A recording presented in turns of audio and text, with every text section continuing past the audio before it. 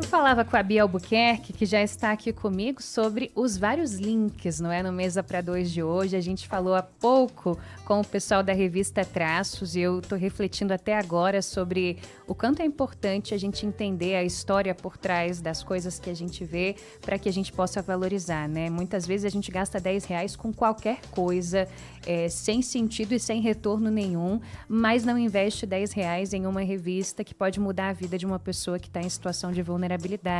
E falamos sobre cultura e sobre leitura. E agora a Bia fala pra gente justamente sobre isso, como que a gente pode incentivar a leitura para além das paredes da escola. Bia, boa tarde, bem-vinda. Oi, Ari, boa tarde. Gente, muito legal, né? A gente ter dentro de um programa assim, a gente construir isso assim de forma, né, proposital. Tudo conectado. Tudo conectado, né? E a gente falar agora sobre um assunto tão legal, que é a leitura, que é um tema nas escolas que é muito recorrente, né? As escolas, na sua maioria, têm as bibliotecas, as crianças têm os projetos de leitura, então as crianças têm livros específicos que elas trabalham os projetos em cima daquele livro, fazem peças de teatro, enfim, releituras, os mais velhos aquelas resenhas, enfim. As escolas como um todo têm os seus projetos voltados para a leitura. E aí a gente que está em casa com os nossos filhos acaba pecando em não estimular. E a gente mesmo, eu adoro ler, mas a gente consome também muito o celular, né? Sim. E o celular emburrece um pouco a gente no sentido de fazer com que a gente queira consumir conteúdos rápidos. E aí tudo que demora um pouquinho mais deixa a gente impaciente. E a leitura traz isso pra gente, traz essa concentração, saber que você precisa esperar um capítulo, outro, para entender o que vai acontecer. Você não consegue colocar ali no vezes 2 para você chegar no final. Não dá para pular para o final. Exatamente. Isso tudo é muito bacana. E aí, quando a gente pensa numa estratégia para trazer a leitura para dentro de casa, primeiro, escolher uma escola que estimule a leitura. Porque a leitura, ela melhora, acho que é o que todo mundo já sabe, mas melhora o senso crítico, melhora a concentração, memória, a capacidade de resiliência. A gente imagina que, não, só ler não. A capacidade de se comunicar de maneira assertiva, aumenta o seu vocabulário, a maneira que você consegue transmitir a informação que você quer. Então, quanto mais a gente lê, mais a gente consegue se comunicar melhor.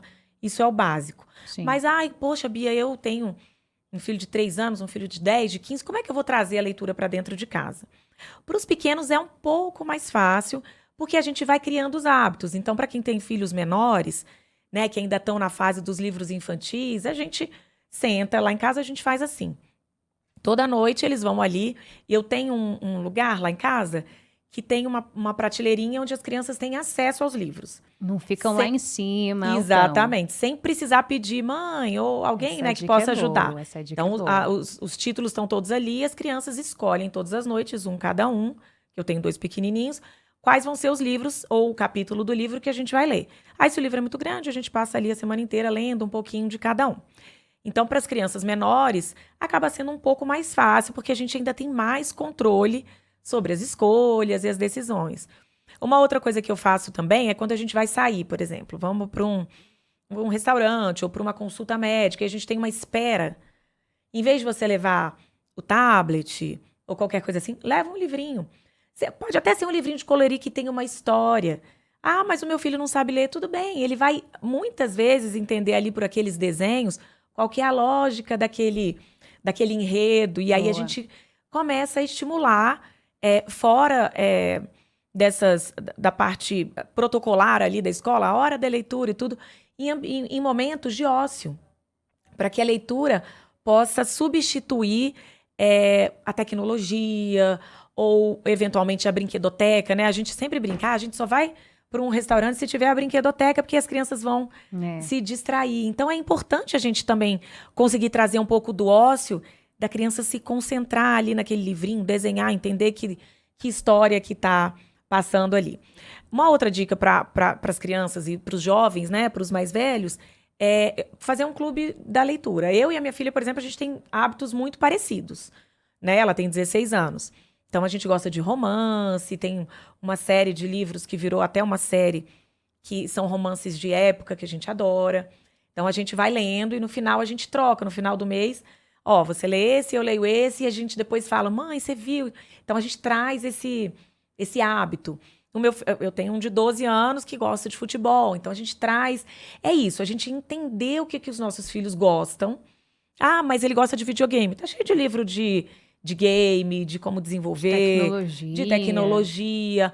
Ah, minha filha gosta de, sei lá, moda ou de maquiagem. Ah, são coisas muito rasas. Não, a gente consegue trazer sempre para o mundo da leitura os temas que mais interessam. Claro que você não vai botar uma criança que não gosta de um assunto específico. Ah, você vai ter que ler esse livro.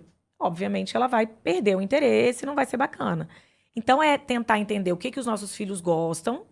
Tem livro para tudo. Tem livro de todas as áreas, com todos os temas. Outra coisa, a gente vai em festinha infantil. Vamos dar livro. Tem um aniversário. Esses dias a minha filha teve um aniversário. Mãe, o que a gente dá? Maquiagem? Eu falei, vamos dar um livro? Ah, dá de presente. De presente. Boa. Usar o livro como um presente. É a forma que a gente tem também de estimular, né? Os adolescentes gostam muito dessas séries, os livros em série, trilogias. Então, vamos estimular isso. Claro que com um crivo nosso de ler antes, eu sempre faço isso. Porque tem os livros da moda, né? E aí, às vezes, tem uma classificação indicativa um pouquinho para cima, e a gente lê o livro antes, entende se faz sentido, se dá para ler, ou se a gente tem que ler de forma coletiva. Muitas vezes, o livro, por exemplo, é um livro de 18 anos, e ela tem 16. Ai, mãe, eu quero ler. E aí a gente lê junta. E aí vai trocando, ó, tá vendo? Você pode intervir. Isso. E aí até entender se... Ai, não, ó, talvez eu acho que realmente vamos puxar isso aqui, vamos esperar mais um pouquinho. Então, eu acho que a gente sempre consegue trazer pro interesse da criança, do jovem, do adolescente. Mas o que eu acho que é super importante é nós, né, que nós pais, né, responsáveis, quem for que cuide dessas crianças, que a gente dê o exemplo. Não adianta falar que tem que ler se a gente está o tempo inteiro com o celular na mão e nenhum livro na cabeceira. Né? Eu acho que esse é o básico, assim, o start para a gente conseguir. E você vê que as crianças, elas são realmente esponjinhas, porque na escola das crianças, eles tiveram um desafio, quando estavam no primeiro aninho, eu me lembro até hoje. E aí era quem pegasse mais livros na biblioteca, enfim, era um ranking ali de quem lesse mais. O estímulo era tão grande, e aí teve criança que leu 8, 9 livros no ano, uma criança que acabou de ser alfabetizada. E é ali que a gente começa a cultivar. E quando a gente começa a ler de verdade, eu não sei se você gosta de ler livros, assim, eu gosto muito de romance, como eu disse. A gente pega um gosto, que aí quando você vê o filme, você fala, é muito melhor o livro. Não, total. Eu amo ler também. Muitas vezes eu me vejo nesse embate de que eu me programo para ler, mas o celular me puxa e eu sinto que eu tenho... e depois eu me sinto uma completa boba por ter deixado de avançar no meu livro que está ali me esperando para fazer nada, ficar rolando o feed das redes sociais para ver alguma coisa que talvez eu nem vou lembrar e nem vai me acrescentar em nada. Mais uma vez me falaram que ler é como ir para academia, não é? De repente, no começo, é difícil para você criar o hábito, é doloroso, soa talvez como uma espécie de obrigação, mas depois que você entra no ritmo, você percebe que aquilo ali te traz tantas coisas boas e que a rotina também é tão benéfica que não dá para largar. E aí você começa a incluir o momento de leitura, seja antes de dormir ou ao acordar, na sua rotina. Faz parte do seu dia já, né? Exatamente. E tem uma pesquisa, eu até estava olhando assim, dados para a gente falar sobre dados mais específicos, que só metade dos brasileiros pode ser considerado leitores, que tem uma quantidade X de livros por ano. É muito pouco, né? Num universo que a gente tem tantos milhões de pessoas no país, só metade é muito pouco. E a gente precisa, porque é um caminho sem volta. Eu fico pensando sempre nessa questão da tecnologia e o acesso à tecnologia cada vez mais cedo. A gente vê bebês, às vezes, de 1 ano, né? Com acesso a tablet, a celular. Como que essa criança que está sendo forjada na sua formação mesmo, do que é conteúdo, de como você acessa a informação desde meses ou de 1 ou 2 anos, como que ela vai conseguir voltar para a leitura? O caminho tem que ser inverso. Nós, né? Eu tenho 43 anos. Fui criada numa geração que não havia tecnologia. Eu estava adulta quando a tecnologia chegou, eu estava entrando né, ali com 16 ou 17 anos. Então, a gente aprendeu a ler, a gente aprendeu... Nós somos analógicos, fomos criados num meio analógico. As crianças que estão agora, e que muitas vezes na escola a gente tem... Por exemplo, a minha filha do ensino médio, muitos livros são livros digitais, né? Então, tudo tem a tecnologia, tudo tem a tecnologia. Eu, particularmente, gosto do livro, de papel. Não gosto de Kindle, nada. Eu gosto do livro que eu vou lá e grifo, e escrevo, e é tão legal. E cria uma memória afetiva tão bacana, que esses dias eu estava pegando uns livros para ler, e aí achei um livro do meu avô. Ele gostava, ele tinha uma biblioteca incrível, assim. Ele morreu já tem mais de 20 anos. E aí... Ele grifava e escrevia, e era muito engraçado que ele escrevia: isso eu não concordo, isso é maravilhoso.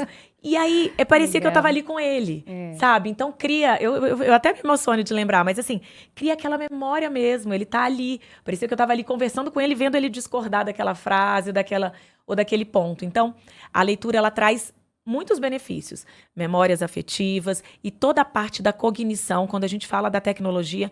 Eu acho que isso é um fato. A gente até fala muito sobre isso aqui, né? Numa coluna de educação, é muito necessário a gente identificar os benefícios que a tecnologia traz, que é, de fato, um caminho sem volta. A gente não consegue mais viver sem a tecnologia. Sim, eu acho que em nenhum setor da nossa vida. Mas a gente precisa mediar o consumo para a gente não emburrecer e para a gente não transformar os nossos filhos, que estão agora, né, se formando no sentido... Da sua personalidade, dos seus hábitos, para que eles não consigam sentar e ler um livro. Né? A minha filha, que tem 16 anos, adora ler, mas eu vejo que existe já um tédio dos pequenos e, ai, não, mãe, tá bom, quer um livro mais rápido, um livro menor. E isso é nossa obrigação. A gente tem que ter esse olhar sobre nós, pais, também, que a gente precisa ter na escola, todo o fomento, a leitura, o estímulo. Mas dentro de casa a gente também precisa, porque isso é uma obrigação nossa também, porque faz parte da formação, não é um capricho, é necessário. E a gente está vendo aí pesquisas e é neurociência, não é achismo, né, que a gente está falando aqui. Então, levem livros quando vocês forem passear, façam um clube do livro com os mais velhos, entendam os temas, tragam livros para dentro de casa, deem livros de presente, isso vai fazer muita diferença. Perfeito. E acho que nunca é tarde para começar, né? E levar uma criança para uma livraria, especialmente essas grandes, abre uma porta absurda, assim, né? Que a gente, quando vai, já fica encantado com enfim, com a imensidão de opções, de títulos, de possibilidades que você tem ali. Imagina uma criança, não é? Você criar encantamento também nesses momentos faz diferença. Bia Albuquerque, muito obrigada por hoje e até terça-feira que vem. Até semana que vem, gente. Boa semana para vocês.